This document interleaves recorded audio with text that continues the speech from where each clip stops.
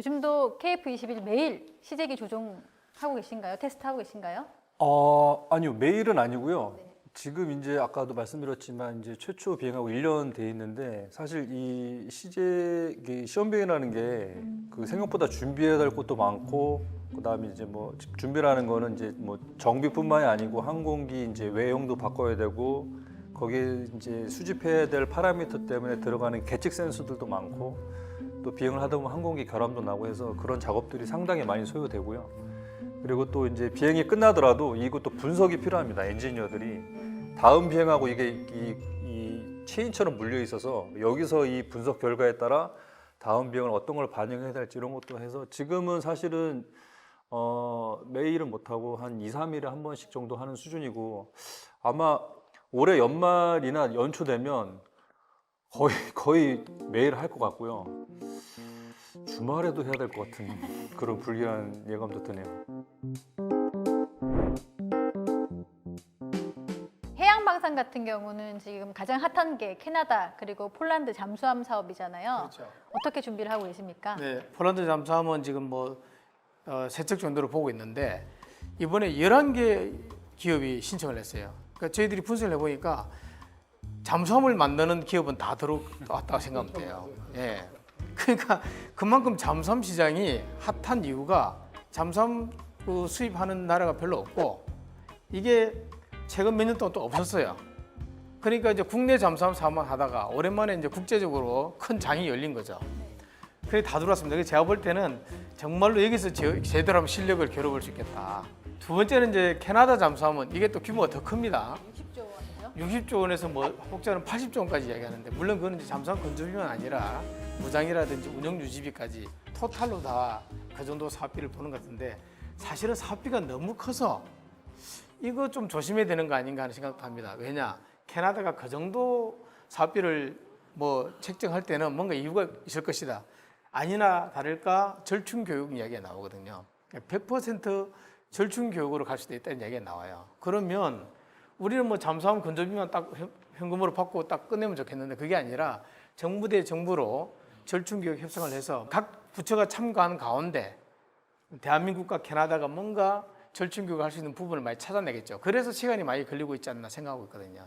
이 함정 수출은 그 나라가 결정을 할 때까지는 의사결정할 때 시간이 많이 걸립니다. 왜냐하면 내부에 여러 가지 의사소통이 필요하고 또 어느 나라를 선택할지 어떤 스펙을 할지 시간이 많이 걸리는데 사업이 딱 결정되면 빨리 인도받기를 원해요. 함정을. 그러니까 최단 기간에 건조해서 빨리 인도해 가기를 원하거든요. 그러면 결국은 좋은 성능을 건조기간을 최대 단축해서 제공하는 게 필요합니다. 그런 측면에서 우리나라 강점이 있죠. 최소한 잠수함은 2개 조준석 만들 수 있고 수상함은 4개 조준석 만들 수 있으니까 뭐 그런 면에서 우리나라가 강점을 가지고 있다 이렇게 말씀드릴 수 있겠습니다. 네. 자, LIG 넥스원도 또 육군의 주요 그 수출 효자가 있죠. 천궁2. 네. 어떻게 드론이나 항공 분야에서도 이런 좋은 소식이 들릴까요? 어떻습니까? 무인기 사업 적으로는 저희가 드론 지능협회, 뭐 코트라 이런 곳들을 통해서 해외에 판매하려고 노력을 많이 하고 있습니다. 뭐 다목적 무인 헬기, 소형 정찰 타격 복합형 드론, 뭐 수송 드론 이런 것들을 해외 판매 시도를 하고 있는데 아직까지 좋은 소식은 없고요. 빠른 시간 안에 좋은 소식을 전해드릴 수 있도록 노력하겠습니다.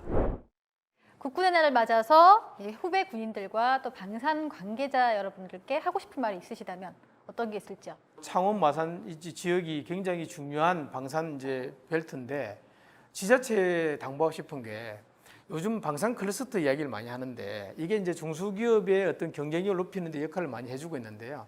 조금 더 한 발 더 나가서 지역에 있는 중소기업들까지 그 방산 맵을 만들어서 방산 기업 맵을 지도를 만들어서 거기 뭐 선두 그룹이 있고 중간 그룹이 있고 또 뭐 도태되어 나가는 그룹이 있잖아요. 근데 방산은 도태된다고 도태시키면 안 됩니다. 필수 산업은 유지해 가야 되거든요. 그러면 응급 수혈도 해줘야 됩니다. 그래서 일단 기업을 골고루 다 살게 만들어주면서 그 기업이 필요한 인력을 공급하는 그래서 그거를 인력 풀을 지역에 있는 인력 풀을 좀 지자체가 다 등록하게 해서 좀 관리해주고 좀 리크루팅도 해주고 이렇게 그런 역할을 지자체도 하고 대학도 하고 또 거기 지역에 있는 방산기업이 같이 좀 해서 정말 젊은 분들한테 방산 사다리를 좀 만들어 주시는 그 본격적으로 좀 한번 다음에 기회가 되면 제가 생각하는 부상 좀 말씀드릴 기회가 있으면 하겠습니다. 지금 우리 이런 방산이 막 수주도 잘 되고 하는 거 이런 것들이 다 보면 지금 이 현역분들이 이런 노고가 있어서 그렇지 않았나 해서 정말 감사드리고 그 노고의 경의를 표합니다. 정말 응원하는 사람도 많고 그다음에 특히 외국 그런 조종사들 같은 경우에도 한국 공군뿐만 아니라 한국군을 되게 높게 우러러보고 배우고 싶다 이런 말도 하니까 충분히 자부심을 가져도 될 것 같습니다. 싸우지 않는데 기여하는 업체가 방산업체다. 이 체계들을 갖고 있으면 누구도 함부로 나한테 싸움을 걸어오지 않을 것이다. 그래서 싸우지 않는데 기여하는 업체에 근무한다라는 자부심으로 근무를 해 가겠습니다. 네. 자, 오늘 어쩌면 세 분의 인생을 되돌아본 그런 시간이었던 것 같습니다. 마지막으로 세 분이 이루고 싶은 꿈이 있다면 어떤 건지 간략하게 한번 듣고 끝내겠습니다. 저는 그 해군의 전력을 현대화해가는 과정을 다 지켜본 사람으로서 이제 우리가 해야 될 것은 미래 꿈을 꾸는 것입니다. 해군도 지금 유무인 복합 전력을 이제 만드는 그런 준비를 하고 있는데 우리가 그 처음 방산을 시작할 때 이름이 뭔지 혹시 아세요? 예, 번개 사업이었어요. 1970년, 71년도에. 왜 번개라 붙였냐면 그 당시 이제 ADD를 1970년 창설하고 소총을 만들어야 되겠는데 짧은 시간에 만들어내야 되니까 그야말로 번개물에 콩볶아 볶듯이 사업을 안수해라는 이름으로 번개 사업으로 지었답니다. 그 뒤에 율곡 사업이 됐고요. 그래서 현대화를 달성했는데 그러면 우리가 지금 해야 될 거는 뭘까? 또 다른 번개 사업, 또 다른 율곡 사업을 우리가 만들어내야죠. 그래서 미래를 꿈꾸면서 우리 뒤에 올 후배들을 위해서 우리가 정말로 대한민국 K방산이 세계적으로 뚝 서면서도 우리나라를 더 튼튼히 방어할 수 있는 그런 미래의 꿈을 꾸는 거, 그런 비전을 남기는 거, 그것이 우리가 해야 될 일이라 생각하고 저도 그 일을 위해서 노력하겠습니다. 예, 저 같은 경우에는 사실 경남 MBC는 작년에 그 탑건 매버릭 리뷰 때문에 한번 나와서 두 번째이긴 한데요. 그래서 그때 그 리뷰를 위해서 영화를 보면서 사실 그 영화배우 탐 크루즈에 대해서 공부도 하고 했는데 이분이 영화에서 보여주는 거 말고도 이 비하인드 필름에 보면 그 정말 젊은 친구들 못지않게 실질적으로 미 해군 공군에서 받는 훈련을 다 소화하고 실제 경비행기 조종사 면허증도 갖고 있고 그러니까 뭐 대역을 쓰지 않는 배우로 유명하잖아요. 그리고 지금 1962년생으로 알고 있는데 거의 저보다 한띠 동안 형님.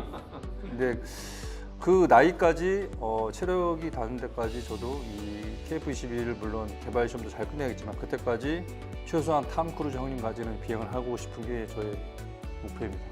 드론 운용에서는 아주 중요한 것이 군집 운용입니다. 군집 드론 운용 이런 핵심 기술들을 저희가 개발을 하고 있는데 이러한 것들이 적용된 무기 체계가 전력화되는 순간에 제가 함께 하는 순간을 가졌으면 하는 게 제 큰 바람입니다. 언제나 올 것 같습니다. 감사합니다. 네. 자, 세 분의 꿈이 모두 이루어지길 바라겠습니다. 더불어서 오늘을 견디고 내일을 만들어가는 국군장병 여러분과 방산업계 관계자들도 저희 밀톡이 항상 응원하겠습니다.